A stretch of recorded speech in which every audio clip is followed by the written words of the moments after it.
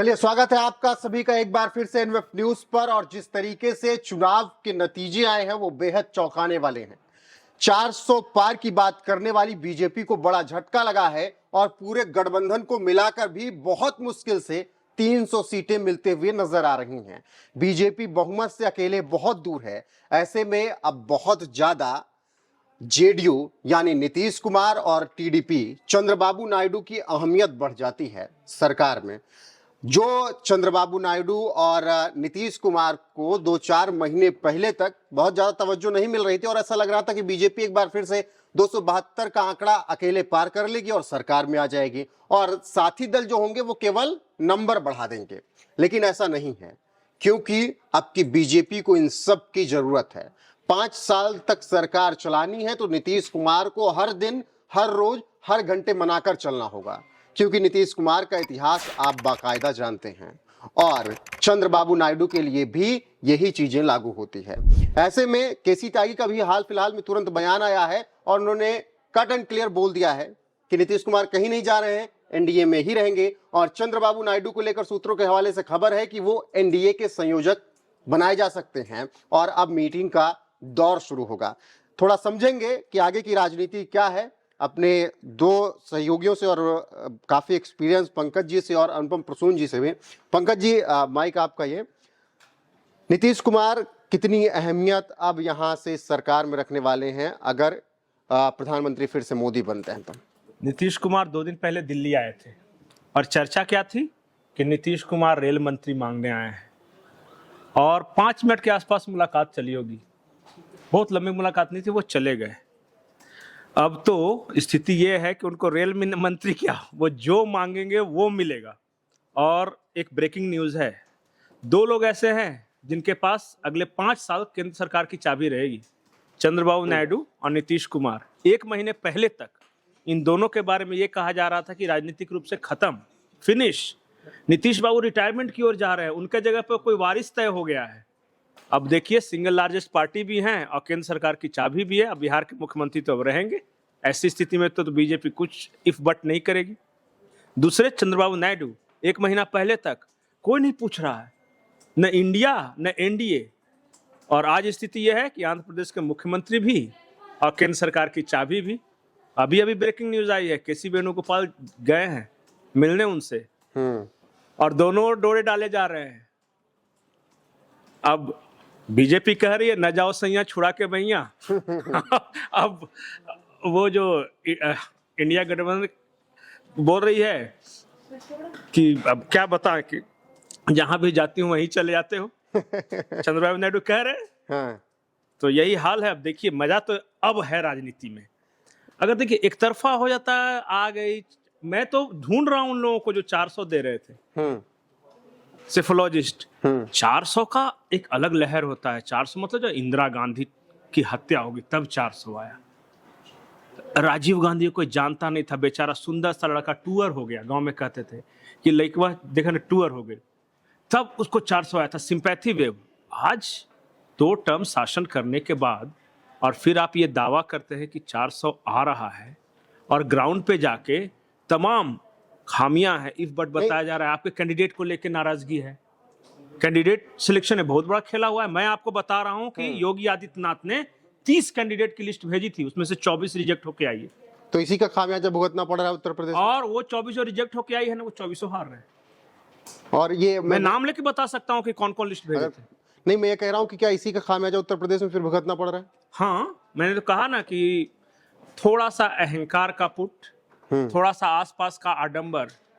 भैया आप तो शहर के किंग हैं, बाहुबली, तो भैया को भी लगने लगता है एक वक्त के बाद कि लगता है कि हम ही बाहुबली है। वो सब चढ़ाने वाले चढ़ा दिए कि अब तो 400 आ रहे हैं, अभी 275 लेके घूम रहे हैं।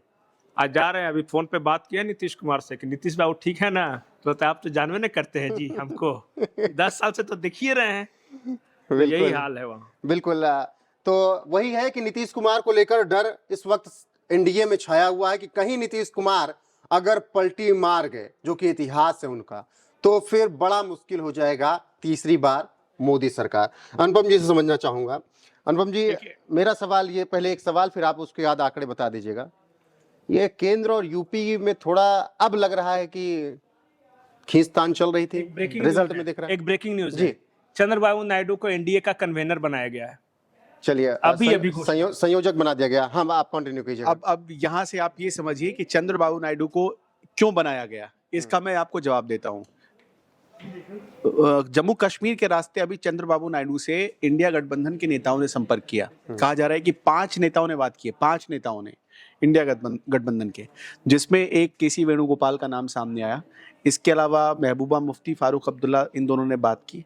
और आपको ये पता होगा कि 2016-17 के बाद चंद्रबाबू नायडू और नरेंद्र मोदी जी में झगड़ा हो गया था, और ये झगड़ा सड़क पर भी हुआ था। चंद्रबाबू नायडू जेल भी गए।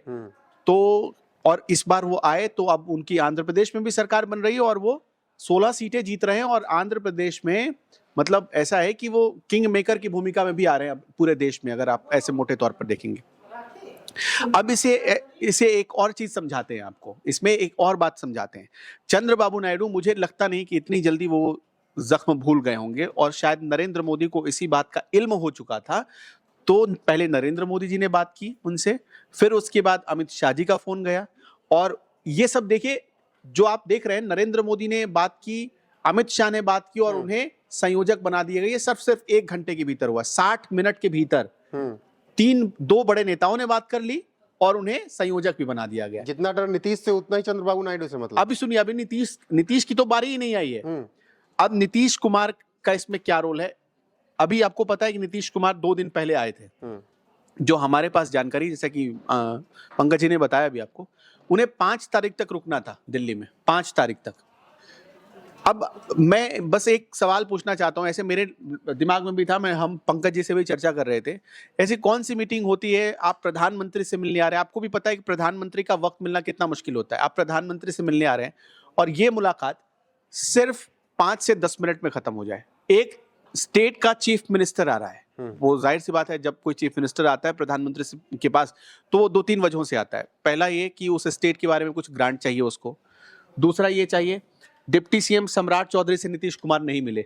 अब देखिए, बड़ी खबर आ रही है, बिहार में तो ऐसे ही खेला। आपको पता है, जब वो पटना एयरपोर्ट पर निकले थे तो उन्होंने क्या बोला था मीडिया को? वो एम्बियंस आया था कि जल्दी जल्दी हमको निकलना है यहाँ से, हम जल्दी में, हमको निकलना है यहाँ से, ये आया था। तब लोगों, हाँ, आप लोग तो जान ही रहे हैं। अभी शरद पवार ने नीतीश कुमार से फोन पर बातचीत की है, करीब 15 मिनट तक बातचीत चली है दोनों नेताओं के बीच। अब देखिए, अब सम्राट चौधरी बीजेपी के प्रदेश अध्यक्ष है, आप सोच के देखिए, डिप्टी सीएम बिहार में बीजेपी के डिप्टी सीएम का पोस्ट भी अभी संभाल रहे हैं। नीतीश कुमार के कैबिनेट में, मतलब सेकंड टू नीतीश कुमार हैं वो। इसके बाद भी वो मिल नहीं रहे, फोन नहीं उठा रहे। अब इसके बाद कुमार को ऐसे ही वक्त ऐसी चीजें होती हैं। अब सुनिए, सिर्फ नीतीश कुमार ही नहीं, अभी आप असली खेल देखेंगे। अगर मान लीजिए, एक पल को सोच कर देखिए, मैं जो बार बार ये कह रहा हूं कि चिराग पासवान भी अगर अपने पिता वाली भूमिका में आ गए तो क्या हो सकता है? 5 और 15 और 5 20 बिहार में तो वैसे ही खेला हो जाएगा। अगर सोच लीजिए कि चिराग पासवान नीतीश कुमार में बनती नहीं है, मुझे लगता नहीं है कि मोदी के हनुमान खुद को कहने वाले चिराग पासवान छोड़ सकते। लेकिन मैं, राजनीति में कुछ भी संभव है, ये आपने देखा है। बिल्कुल। तो अब मेरा सवाल बस यही है, मतलब मेरी आशंका बस यही है कि नीतीश कुमार और अगर चंद्रबाबू नायडू पलट गए तो गेम पलट सकता है, और पलट सकता है और खतरे में डाल सकता है जो मैजिक फिगर है उसको। ठीक। अब थोड़ा यूपी, आपने यूपी की भी चर्चा की। अब देखिए, यूपी के आंकड़े हैं हमारे पास, ये यहाँ ये इस वक्त करंट आंकड़े हैं। 35 सीटों पर देखिएगा, इंडिया अलायंस कितना आगे है। 68 सीटें एनडीए की पिछली बार थी, अब की बार देखिए कितनी है एनडीए की और इंडिया की। समाजवादी पार्टी अकेले अपने दम पर, जिसने इंडिया अलायंस में सबसे ज्यादा कमाल किया है वो समाजवादी पार्टी है। एक मतलब डीएमके के बाद समाजवादी पार्टी को 35 सीटें आ रही हैं। इसके साथ इंडिया अलायंस की सबसे बड़ी पार्टी कांग्रेस, उसको 7 सीटें आ रही हैं, तो 35 और 7 42 सीटें हो गई। अब यहां पर जो 1 सीटें आप देख रहे हैं, ये चंद्रशेखर रावण वाली आजाद वाली सीट है, और ये सीट नगीना सीट है। वहां से वो करीब मेरे हिसाब से वो 1 लाख वोटों की लीड ले चुके हैं और जीत हासिल कर रहे हैं यहां से। अब आपको थोड़ा दिखाते हैं बीजेपी जो 34 सीटों पर है। ये देखिए, बीजेपी अगर आप टोटल जोड़ देंगे तो 35 और 7 42 और एक 43, 43 सीटें इस वक्त इंडिया गठबंधन के पास, 80 में से यूपी की आ गई। बीजेपी के पास क्या है, 34, आरएलडी की 2, 36 और एक अपना दल 37। 68 से आप 37 आ गए, 31 सीट सीधे लूज कर गए आप। ठीक, अब एक बहुत रोचक जानकारी आपको देते हैं। बीजेपी जिन सीटों पर आ गए उनकी हालत आप देख लीजिए। जैसे कि फतेहपुर सिकरी सिर्फ 1944 वोटों से आगे है। यह मामला कभी भी पलट जाए, किसी भी राउंड में पलट जाएगा। अब यहां आंवला देखिए, धर्मेंद्र कश्यप 70 वोटों से आगे है, किसी भी वक्त पलट जाएगा। ये धर्मेंद्र कश्यप आप देखिए 70 वोटों से आगे, और फतेहपुर सिकरी में राजकुमार चाहर 1944 वोटों से आगे। अब सोचिए कि ये सीट हाथ से करीब करीब निकल चुकी है, मतलब लीड निकल चुका है। ये किसी भी वक्त यहां ट्रेल हो जाएगा, लीड ट्रेल में बदल जाएगा। अब आपको थोड़ा नीचे ले आते हैं। कानपुर से रमेश अवस्थी, कानपुर एक सेफ सीट बीजेपी मानती थी, आपने देखा होगा मुरली मनोहर जोशी यहां से जीतते थे। कानपुर में अब 7000 की लीड रह गई है। अब यहां 2571 की फूलपुर की प्रवीण पटेल की लीड रह गई है। ये भी किसी भी राउंड में पासा पलट जाएगा, है ना। अब थोड़ा और नीचे आइए, 870 सलेमपुर से रविंद्र कुशवाहा 870 वोटों से आगे, किसी भी राउंड में पलट जाएगा मामला। अब इसी तरह मतलब हमने आपको 6 सीटें गिना दी, 2000 के आसपास फासला है। 5 सीटों पर 2000 से नीचे, 1 सीट पर 7000, टोटल 6 सीटें जो किसी भी वक्त फंस सकती है। इसलिए उत्तर प्रदेश में बीजेपी बहुत ही कमजोर हो गई। और उत्तर प्रदेश ही नहीं, उत्तर प्रदेश तो कुछ भी नहीं, आपको एक मैजिक दिखाता हूं वेस्ट बंगाल का। वेस्ट बंगाल में जो बीजेपी विधानसभा चुनाव में अच्छा कर रही थी, अब उसने दिलीप घोष को हटाया गया, जो टीएमसी से नेता है वापस टीएमसी में चले गए, जिसमें सौगत राय और वो चैटर्जी थे जिनके यहाँ छापा मारा गया, नोटों का बंडल मिला था, बहुत सारे लोग थे, चले गए। अब देखिए तृणमूल कांग्रेस वापस 32 पे आ गई, बीजेपी कहां 18 से 9 पे, सीधे 50% का नुकसान यहां झेल रही है। और उस 9 में भी क्या जादू है ये देखिए, यहां पर उसमें से बालूर घाट की जो सीट है सुकांता मजुमदार 2000-2500 वोट से करीब करीब आगे है। ठीक, देख लिया आपने।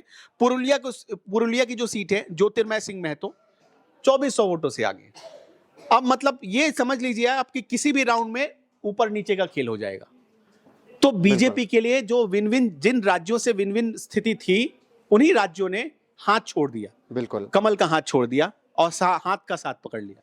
बिल्कुल। तो फिलहाल अभी जो है कि केवल 1 घंटे में ये पूरा पासा पलटा है। चंद्रबाबू नायडू को संयोजक बना दिया गया है। नीतीश कुमार से बातचीत चल रही है, हालांकि वो सम्राट चौधरी से मिले नहीं हैं। खबर ये है कि उनको भूख लग गई थी। बाकी नीतीश कुमार का इतिहास आप लोग सभी जानते हैं। पल पल की अपडेट आपको एनएफ न्यूज पर मिलती रहेगी, लेकिन अब यहां से सरकार कैसे बनेगी, किसकी बनेगी, ये देखना दिलचस्प रहेगा।